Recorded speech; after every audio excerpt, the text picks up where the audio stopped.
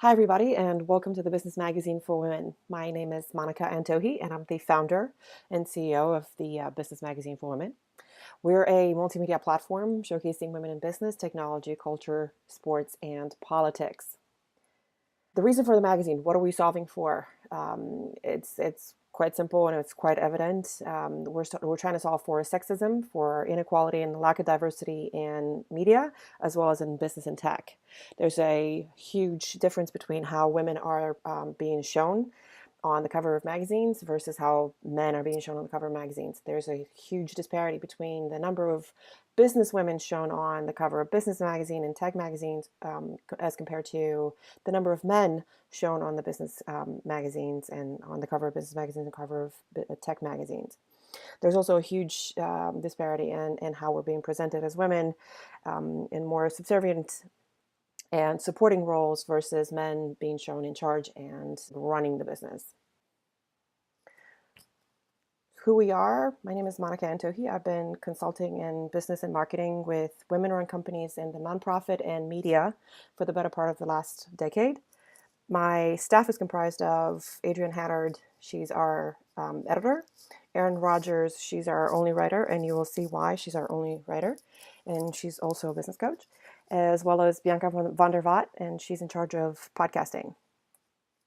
What we're offering is a digital and print premium publication that is focused on all the English-speaking countries, including North America, the UK, Australia, New Zealand, South Africa.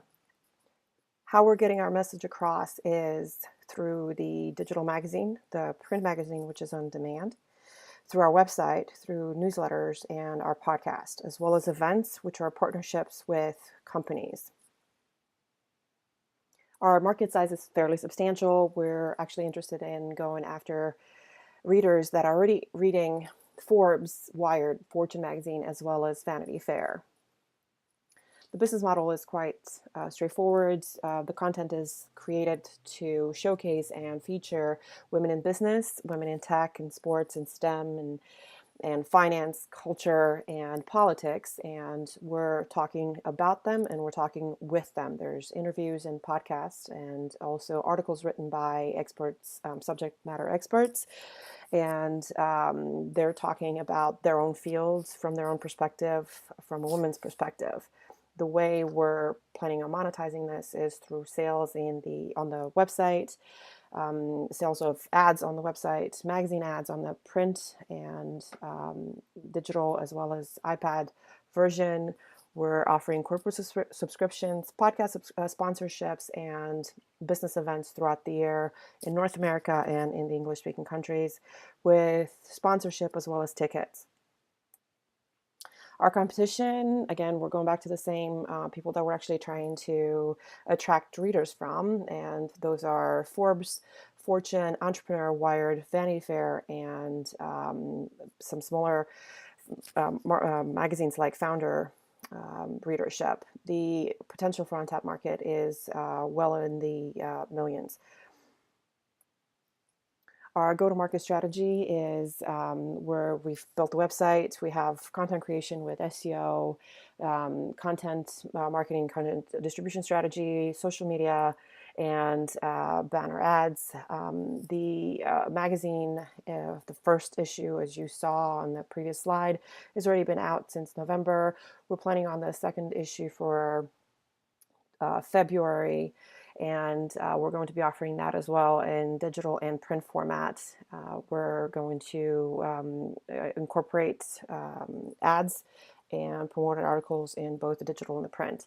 Newsletters are going out to our subscribers, and newsletters are going to have as well promoted content on there as well as ads.